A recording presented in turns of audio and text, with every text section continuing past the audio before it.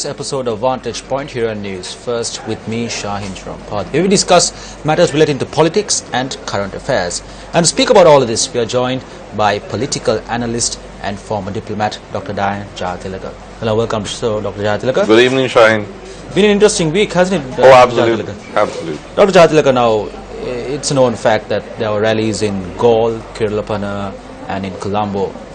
In your opinion, which was the most successful May Day rally? Well, let me tell you how I did this. I decided not to attend any rally because I had to comment on it. I thought I should avoid being there on the ground because one tends to then think that wherever you are is the biggest show on earth.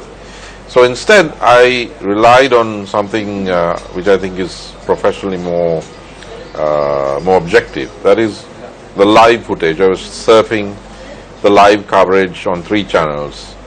That's the UNP, Galle and Kirlapana coverage.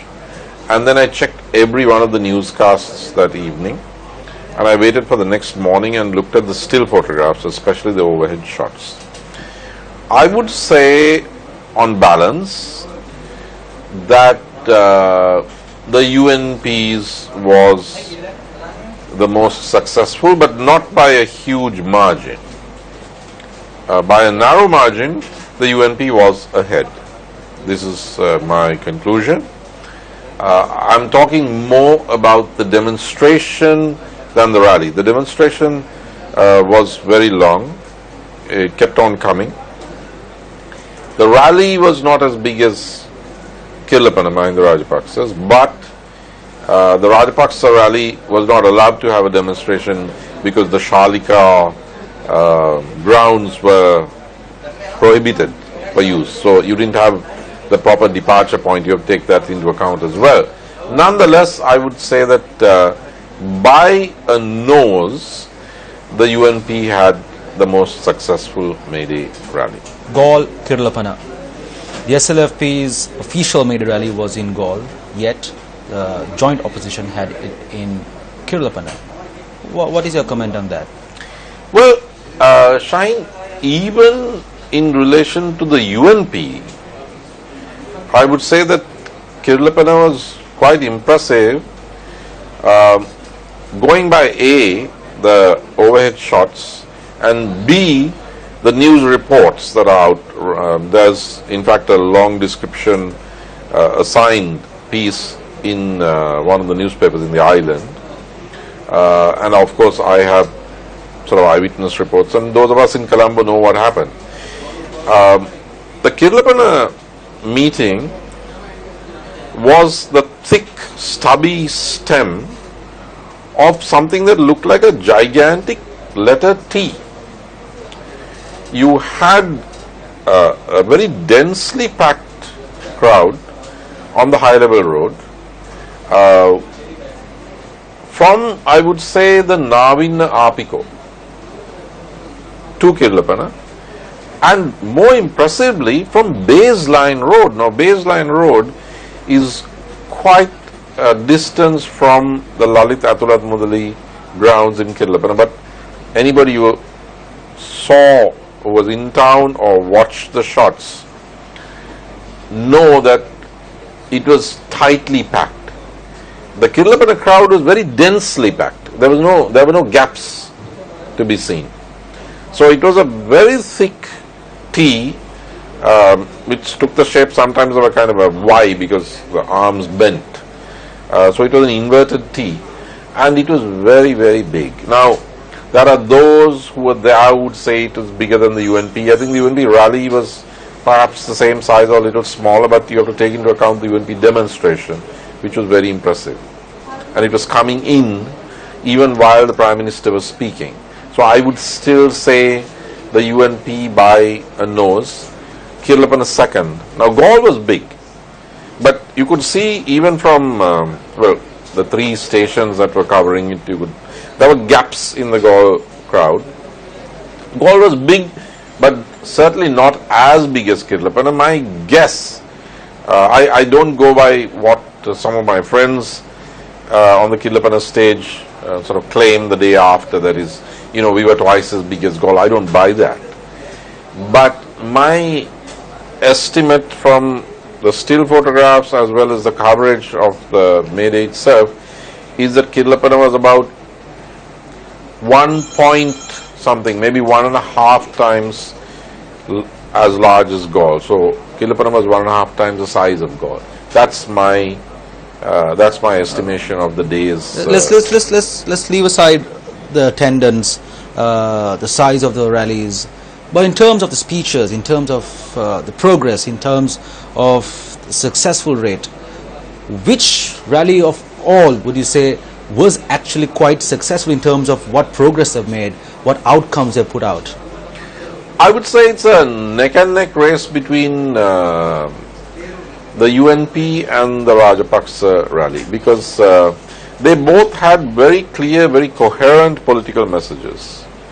And interestingly, Prime Minister Wickremesinghe in his speech and the UNP demonstration itself had a very clear target, and that was Mahinda Rajapaksa.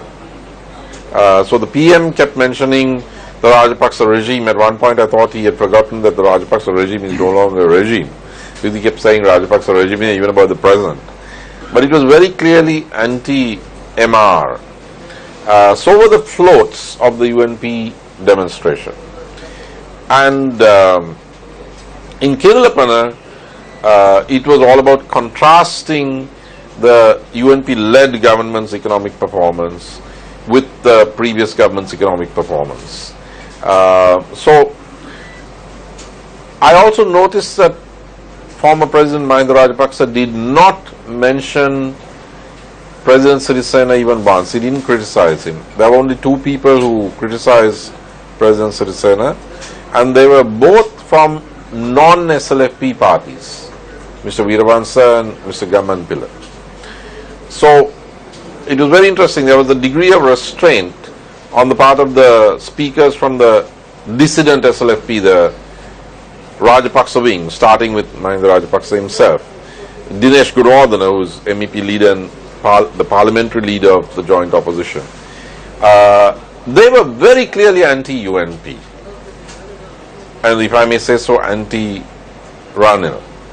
And Ranil was very clearly anti the Kirlapana meeting and Mahinda and the previous government.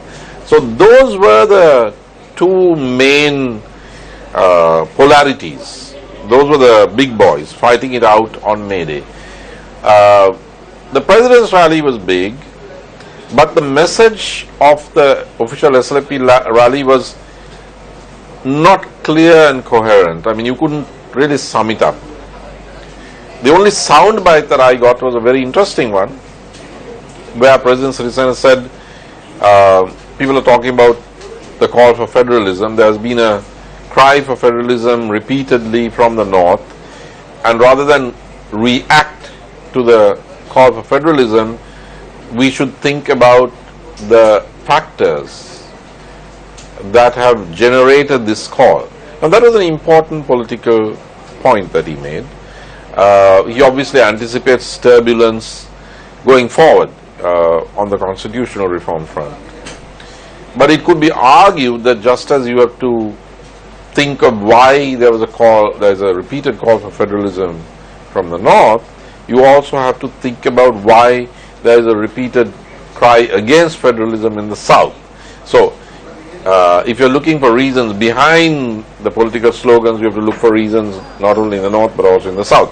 But still, the Gaul rally was not clearly defined. The only defining factor was, look, we are having a rally, we are having a big rally or biggish rally, and not everybody went to Kirlapana. So we have a base as well, which is true. I think the official SLFP demonstrated that it has strength, it has a base, it has not evaporated, it can hold its own, but it was not as big as Kirlapana. So essentially there is division within the SLFP. There is division, Shaheen, but whether the division will inevitably and necessarily lead to a split is a different question altogether. You can have divisions without splits, without the party breaking up.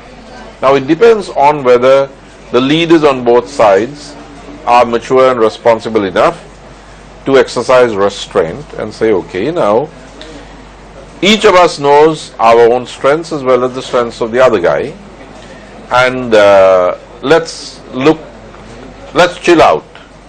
Or they can go head on at each other. I don't know which they'll do. Dr. Jaitilaka, as big as these rallies may be, yesterday both the General Secretaries of the SLFP and the UPFA affirmed that there will be a disciplinary action will be taken against those who did not attend the official rally held in Gaul, essentially those who attended Kirlapana.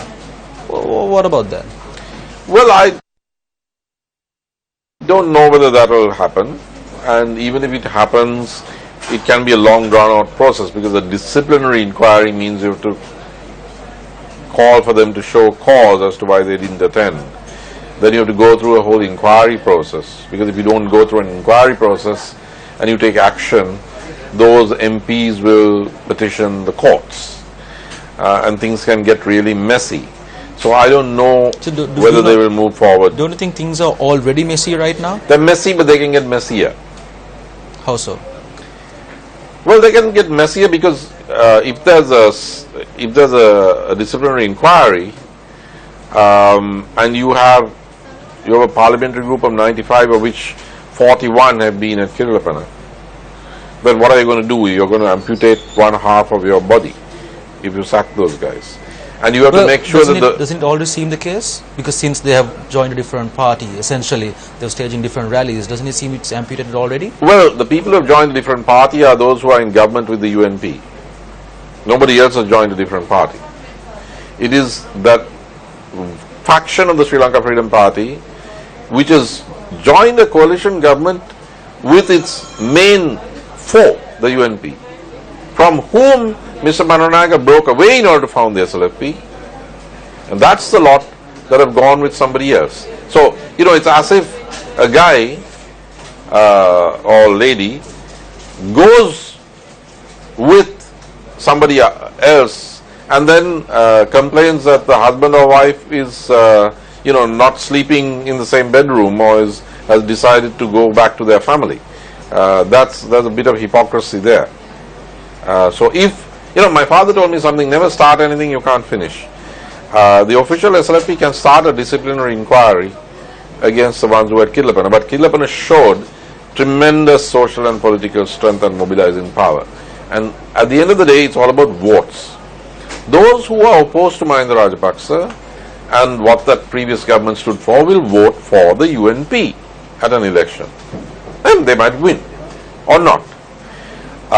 Those who are opposed to the UNP will go with an anti-UNP force. And Kirlapana was an anti-UNP force. Now, what would happen to those who are with the UNP up to April 30th, then have a separate May Day on May 1st, then go back into government with the UNP on May 2nd, and then ask for the vote? Who's going to vote for them? Those who like the government will vote for the UNP. Those who dislike the government will vote for the joint opposition. Who's going to vote for a segment of the SLFP that is with the government, with the UNP government? So, disciplinary inquiries can be held, people can be sacked, but how are they going to retain the bulk of their party and their voters?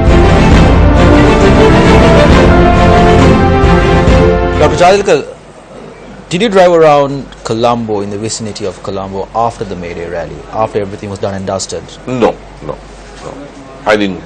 I was waiting for the 6:30, the first newscast is at 6:30, so I watched from 6:30, then your newscast at 7, then another newscast at 8. I watched the whole night through until the 10 o'clock newscast. Yeah, exactly, Dr. Jaitilaka. Now, you know what May Day stands for, International Labour Day. Yes.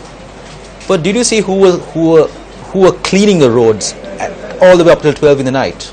Obviously the municipal employees. So where does Labour Day stand for then, Mr. Dr. Jaitilaka? Well, then you'll have to ask the people who demonstrated in Los Angeles, California, because there were May Day demonstrations on May 1st in LA, and it was all about Bernie Sanders and Donald Trump. May Day is political everywhere in the world. It has been political from the time that the Germans set up the first Social Democratic Party, and that was in 1880 something. So it's never been just workers. It's always been trade union confederations and political parties. That's the way it's been all over the world, especially the parties of the left. So what's the big deal? I don't get the point. Essentially, if you scroll on social media, it has created a huge controversy or argument among people. Like this completely violates the fundamentals of May Day, because it's a day completely now since late dedicated to political might, and has disregarded the minor. It's always been. I mean, the first May Days were celebrated here by Mr. A.E. Gunasinghe of the Labour Party. President Premadas was assassinated on May Day because he was out on the streets, quite rightly. I mean, it wasn't wise because there was the LTT threat, but he believed in May Day and he participated in May Day, not only for votes but because he believed that the United National Party should stand for the rights of the workers. So, it's quite hypocritical to talk about workers and then leave May Day to the politicians of the right. Otherwise, it's only the UNP that's going to be having May Day. Here, everybody celebrates May Day because what the political parties stand for finally affect the workers. Now, let's take the UNP, the government, Prime Minister Wickremesinghe. He signed a deal with the IMF. The deal with the IMF says that the state-owned enterprises are going to shed labor from its roles. Basically, it's going to sack people with a golden handshake, probably. Now, who does that affect? It affects the employees. The IMF agreement says that electricity and fuel prices will be subject, in the main, to market forces. What does that mean? That means every household is going to have to pay more for electricity and for fuel. And the factories are going to have to pay more, which means the prices go up. Who does that affect? Those who have a fixed monthly wage, the workers. So, these are all political decisions, Shaheen, and they affect the working class. That is why the working class cannot afford not to intervene politically, not to have a political party, a political mobilization, not to have coalitions. And that is why the Germans set up the first Social Democratic Party in the 1800s. You still have the German Social Democratic Party. And from that point, May Day has been political. Why did the police shoot at workers in Chicago, in Haymarket Square? Because they felt that the workers were a threat to the establishment. So the workers have to organize politically or support a political party. In the United States of America, the organized labor in AFL-CIO, that's the Confederation of Labor, officially always endorses the Democratic Party. That's part of the Democratic Coalition, organized labor. In Britain, organized labor supports the Labour Party. So that's nothing new, it's nothing specific to Sri Lanka. And there's nothing wrong with it. Dr. Jadil, let's shift gears. Mahinda Rajapaksa's security being withdrawn and being replaced by special task force personnel. What is your opinion on that? Well, the ancient Greeks, Plato, Aristotle, used to say that injustice is to treat equal things unequally and unequal things equally. Now the argument is, look, no former president has a military. But if you look at 193 countries in the world, and many of those countries do have terrorism in those countries or are involved in battling terrorism overseas, there are only two political leaders who are currently in politics who have defeated terrorism. One is Vladimir Putin, who defeated the Chechen terrorist war, the terrorist campaign. And the other is Mahinda Rajapaksa. In 193 countries, not even Barack Obama has been able to do that. So, this is a guy who has done what only Putin was able to do in the world. And as far as Sri Lankan presidents go, he did in 2.5 years what several presidents and prime ministers couldn't do for 28 years. So you can't treat a guy who did something exceptionally good the way you treat everybody else who failed to do that. Now, because he defeated the Tigers, he is naturally a prime target.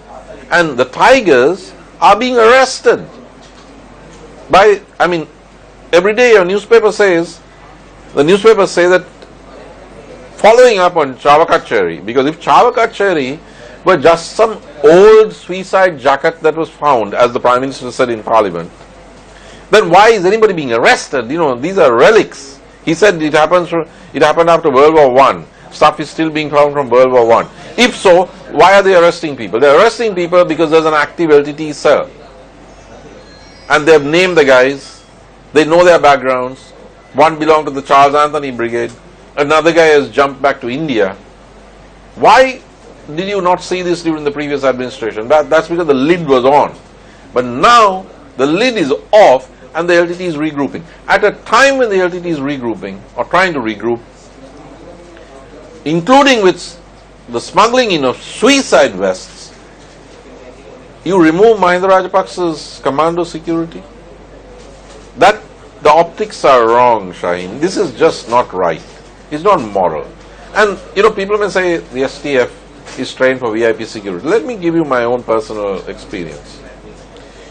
When General Balagalla was Army Commander and Lakshman Kadrikama was Foreign Minister, I was invited to speak, to lecture at every single military academy in this country, and I've got plaques, gifts from them.